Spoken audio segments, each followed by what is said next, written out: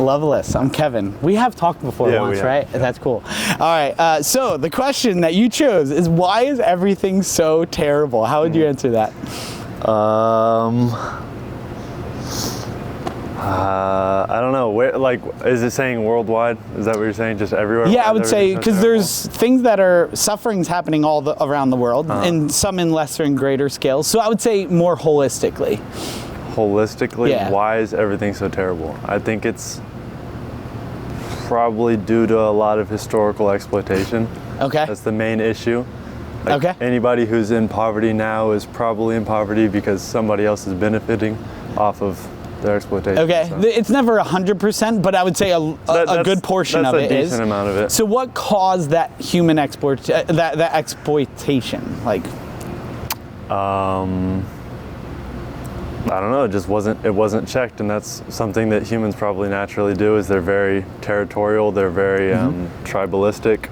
And also greedy, because really exploitation is you're taking from someone else for your gain. And so if we keep backing it up, okay, so it's exploitation is your answer. Then we look at who caused it is humans, and specifically human greed, pride, territorial nature. So then kind of what's the answer? Why is everything so terrible? Humans, right?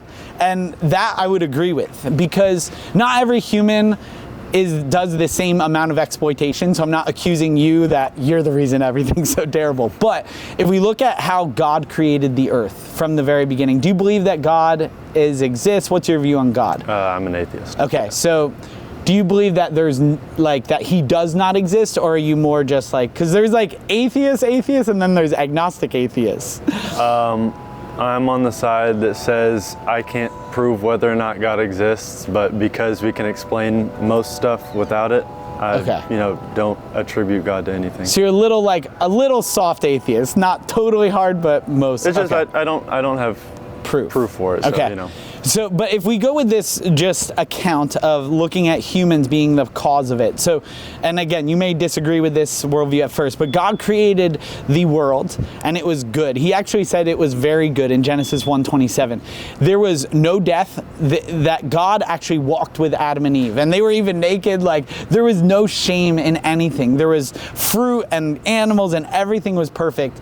And God says, there's one thing that you can't do. There's one rule, and we have a lot more rules in society, but there was one rule: is don't eat this tree of good and evil. And they did it. Wait, real quick. Yeah, are you in the sect of people that says this is a metaphor, or are you saying this is a literal story? This is real. This is literal, yeah. And I understand there's people that are metaphor, but I believe it actually happened. There could be metaphors within, but I think the story itself happened. And then so Adam and Eve wanted to become like God in a sense. And we see that even throughout history, is that people try to elevate themselves through exploitation. That's in our human nature, to try to become more and puff ourselves up. And so Adam and Eve were tempted by Satan, but they did it. And from there, God says in Genesis chapter 3 that now death will happen. Now that the working on the ground will be difficult, because it wasn't difficult back then. There was no weeds or anything. It was not hard work. And so God made it very good. And then humans from the very beginning, because they rejected God's plan, have caused suffering and death. And that doesn't mean that like we blame Adam and Eve, because let's look at history, exploitation, like this stuff, there's human wickedness, evil, pride, and exploitation throughout history. So it's not just their fault, it's all of our fault. I have caused a lot of suffering in other people, especially when I was young, getting in fights and all these things like that. So I'm not blaming people, I'm saying humanity as a whole is difficult. But why is everything so terrible? God didn't say, okay, death is coming, now I'm going to be done for. That's where he sent Jesus. So from your perspective as an atheist, who do you think Jesus is? How would you describe him? I think that Jesus was probably a historical figure at some point who, got a group of people together and, I don't know, changed something about was like a leader of his religion. Okay. Probably just a disciple, not the Son of God. Well, yeah. I mean, obviously I don't believe in God, so I don't think he's the Son of God. Yeah, I understand from that worldview. So Jesus clearly was influential. We can't deny that. Even he was probably even our year system, like BC AD, was like literally named after Jesus. We see not only the Bible but extra biblical documents. We see ancient artifacts, archaeology, all these things supporting his existence. But then the question is, who is he? That's where we're going to disagree. You're saying he's just kind of an influential person. Jesus was God. That God came down in the flesh. He saw the suffering that humans have caused. So hold on. Yeah, go ahead. Before we get onto that, Yeah. can we just back up real quick? Absolutely.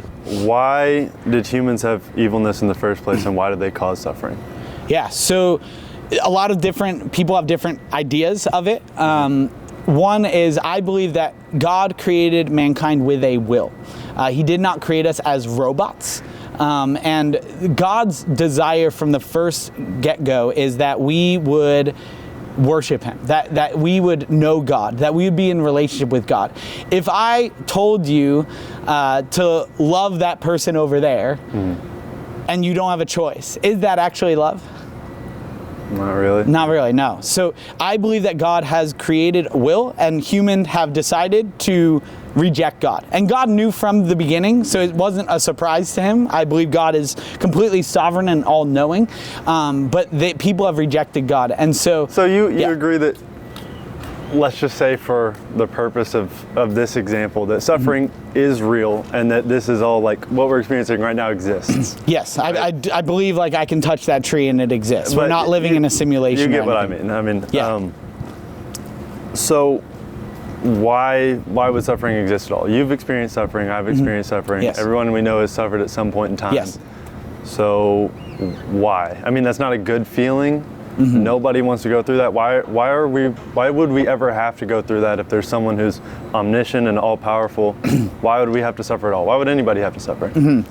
We suffer, as I mentioned before. God created the world with no suffering, and then humans rejected that designed order.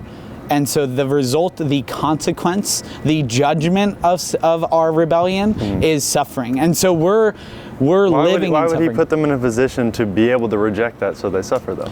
And that's where the question of why does God allow suffering is really hard. But then the question is really should be, what do we do with this suffering? Or what does God do with this suffering? Because every religion and philosophy agrees that there's suffering. We all have experienced it. It's the one thing that humans all share is death and suffering. There is only one philosophy and or religion that God actually came down and suffered with us. And think about that. And I know that that won't convince you. Through Jesus. Through Jesus. That Jesus didn't just say, oh, they suffering like stinks for them, or like, oh, I feel bad for them, or they deserve it. He came and suffered with us. Hebrews chapter 4, it says that Jesus empathized with every suffering, with every temptation.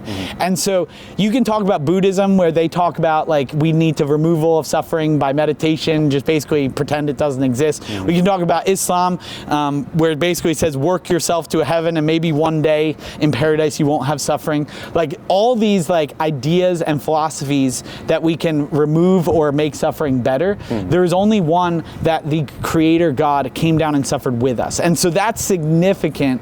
And Jesus in John chapter 11, it's what his friend died, Lazarus, and it says that Jesus wept, that he cried with them. And so Jesus doesn't see your suffering and say, ha ha, you deserve it. It's because of Adam and Eve and you suck. Like he says, I empathize with you. I don't want you to suffer. And that's why he came and suffered on our behalf. And what love that is to do that. Yeah, go ahead. Let's back up again further. Just That's because fine. Although the suffering conversation is interesting, everyone has had it. Everyone has some opinion on the suffering conversation. Yeah. Why in the first place? So you have a God, you have, let's say, the Christian God. Yeah. He's, you describe him as all-knowing, all-powerful, all that stuff, all good. Correct. Would you say that he is a humanly flawed individual? No, God is not flawed in any way. He's perfect in all of his ways. So why then would a perfect being that is all-powerful create a race of essentially minions to worship him?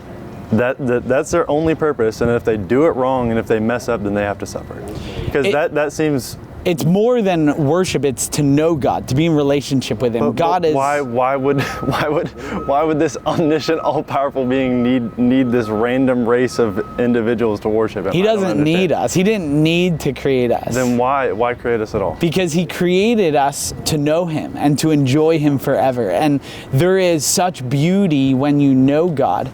But there is disbeauty or lack of beauty or just complete suffering when we reject what God has ordained. But Christians suffer all the time. Correct, I do as well, even after coming to know Jesus. In some sense, I've suffered more after following Jesus. So I just don't understand. I don't understand the point. And that's where you do have to sometimes zoom out a little bit, right? Because God is more than just however old the earth is. We don't need to debate that this time. Yeah. Like, God is from the beginning and the end. He's the Alpha and the Omega. He's the creator. So God created us and it was good.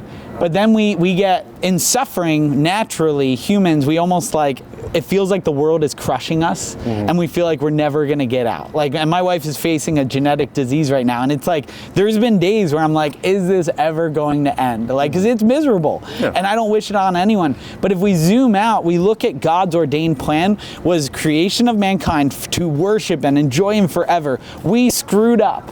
And then Jesus came to suffer on our behalf.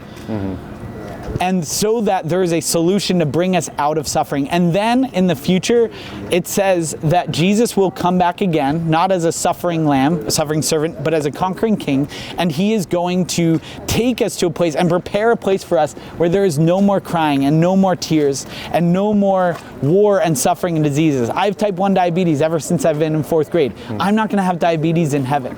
Whatever sufferings you've endured or still enduring, because I'm sure it's been stuff that I can't even comprehend and understand, and I don't wish any more suffering on you.